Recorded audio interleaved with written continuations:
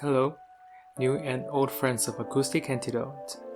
This project was conceived as a creative practice to provide health and well-being effects that are informed, inspired, and supported by research.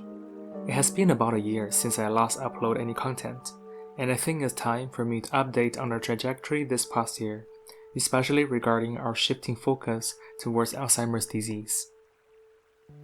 By the end of 2022, I had concentrated my focus of Acoustic Antidote onto three aspects: using music and nature sounds to provide effects on mood regulation, cognitive performance facilitation, and physiological symptom management.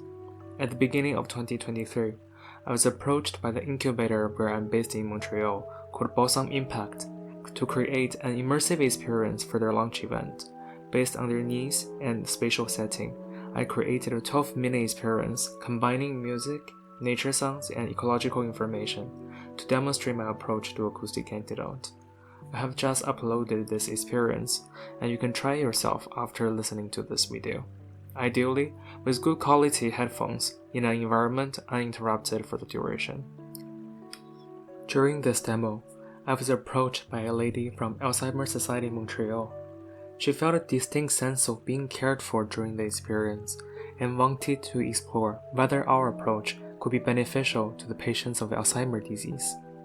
After that initial contact, I delved into the research about the effects of music on Alzheimer patients, and I realized this is exactly the disease that I should focus on, because their needs encompass all three aspects of the effect that I believe music could have, and it is impacting the quality of life of 50 million patients worldwide, increasing by nearly 10 million per year. As I was preparing for the experience, I was going through a phase of being very intrigued by brainwaves and the technology of electroencephalogram, or EEG measurement. I borrowed a Muse headband that is a customer-grade brainwave monitoring device through my incubator, and purchased a third-party application called Mind Monitor that could measure and record brainwave activities. I used this headband to record mind brainwaves while editing the audio, and an increase in the gamma frequency range caught my attention during a piece of music that gave me the chills.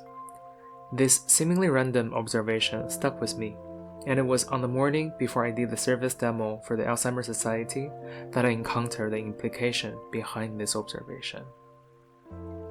In the Picard Institute for Learning and Memory at MIT, researchers have been testing the effects of 40 Hz stimulation on lab mice that have the similar pathological structure as Alzheimer patients, namely the phosphorylated tau protein and amyloid plaque accumulation.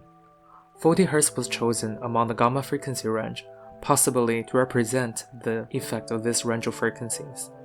Their modalities included light, sound, and tactile stimulation, and it revealed that there is a significant reduction in tau protein and amyloid plaques within the lab mice after this 40 Hz stimulation. This points me to wonder that if my approach to music and nature sounds could induce gamma frequency within the patient's brain, maybe it would be possible to reduce the pathology too? Now you might ask, Alzheimer patients' brains are going through a structural degeneration. How do you know whether they will have the same response as healthy humans? Luckily, it has been proven by research that the capacity to experience music is one of the loss functions that remain unaffected until later stages of Alzheimer's disease. Therefore, there is a chance that this direction could be very worth exploring. Another piece of the puzzle is that music psychologists has been exploring what's the connection between personality traits and the propensity to experience musical chills. They found that the people who are more likely to experience musical chills tend to be more creative, imaginative, and open to new experiences. Among brainwave states, we know that different states correspond to different types of activities. Creativity, imagination, memory encoding and retrieval are all related to the gamma frequency range. Therefore, there is a possible link between musical chills and gamma frequency activities. Since we already know that gamma frequency stimulation can potentially reduce Alzheimer's pathology, if we intentionally induce musical chills, could this be a pathway to deliver the effect besides the entrainment modalities? During the service demo at Alzheimer Society Montreal, one staff member volunteered to be tracked with a Muse headband, and an increase in the gamma frequency was observed again. It is very slight in the graph, and being not research grade, the accuracy and reliability of the data might need to be further tested. Nevertheless, it still stands out as a direction that merits investigation. Furthermore, we all agree that it would be beneficial to design an evaluation system so that if there is a chance to do a pilot treatment, the effects could be properly evaluated. This will form the guidance on whether we could provide replicable effects, and if so, how much magnitude we can expect. Lastly, I learned during the demo of how important it is to include caretakers in the process. Caretakers of Alzheimer patients are often family members who volunteer to take care of the elderly patients. It is both a physically and emotionally demanding task, as they watch their loved one's condition in decline. Because of their connection to the patients, they are often critical in shedding light onto the musical preference of the patients. Furthermore, musical experience offers a chance for them to share moments of connection when it has become difficult to communicate verbally in the later stages of the disease. After our service demo, I embarked on a journey to find the right researchers to collaborate with, which led me to explore leads for contact in many directions. The first thing I did was to track down the first ever book specialized in this subject, published in 2019, titled Music and Dementia, From Cognition to Therapy, published by Oxford University Press. This book is a compilation of research from internationally renowned experts around the world in music therapy, music psychology, and clinical neuropsychology from both the scientific and practice-applied perspective. It touches upon how musical interventions cover a wide spectrum of musical experiences, what mechanisms might be underpinning its possible effects for Alzheimer's disease, and what sorts of metrics are currently being used to evaluate the effects of musical interventions. In practice, some of the troubling behavioral symptoms of Alzheimer patients might be actually their attempt to communicate unmet needs. Therefore, they should not be viewed as mere pathological symptoms to treat, but windows to understand their state of mind. However, it has seemed quite difficult so far to find the right research collaborators to work on this project with me. I understand that researchers all tend to have already many responsibilities and heavy workload. There will have to be a very meaningful overlap of interest and potential to contribute to the progression of their research. Also, as someone who works with creating a service through implementing research findings, I am not an active member of the research community, nor do I have an affiliation to the formal institutions. Hence, when I do reach out, it is not easy to show credibility within a short text of self-introduction. Nevertheless, because of the significance and potential revealed so far in this project, I decide now is time for me to share my thoughts and what I've accumulated, so that there is a chance for people who are interested in something covered in this project to find me. The scopes of the theoretical foundation of this project are mainly in two aspects. First, we would like to test whether we could reliably induce gamma frequency activities in Alzheimer patients through our specific method of using music and nature sounds. Secondly, whether this internally generated gamma activity leads to the reduction of tau protein and amyloid plaque pathology in the patients. Secondly, we would like to test whether our acoustic interventions could influence the expression of microRNAs who are regulating mitochondrial functions in neuron cells, and the long non-coding RNAs which regulate neuronal cell loss.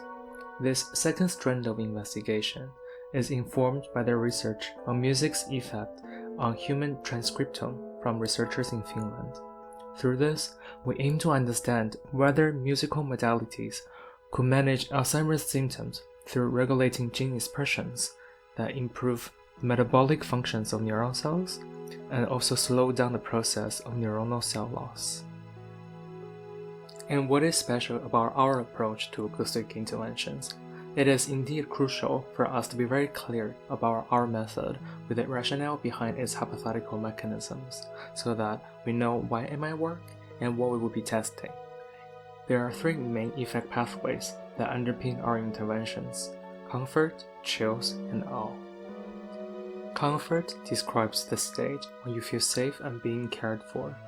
This is the first feature that caught the attention of the lady from the Alzheimer Society. Here, we used carefully chosen timbre with the right balance of tonal color and reverb to put the recipient in this state of mind.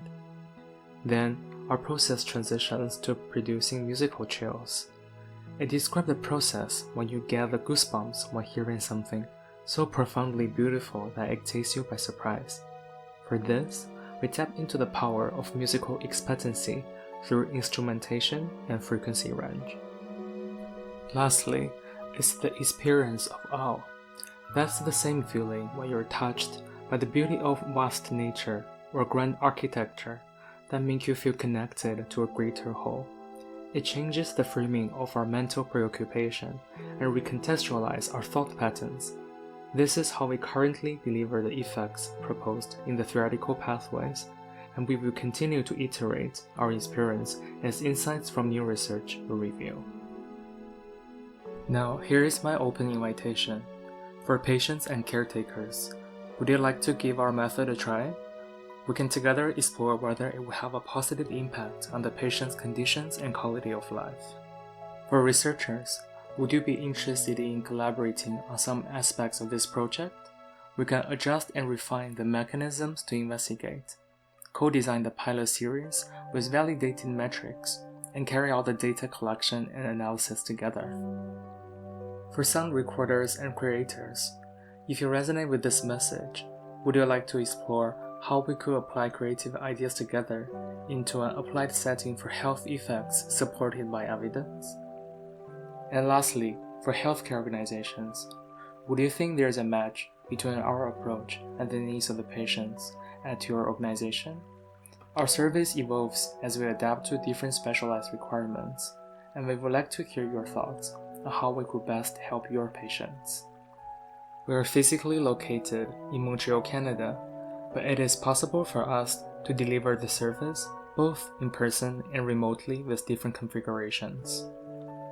In terms of research and creative collaboration, we're happy to explore opportunities both locally and internationally.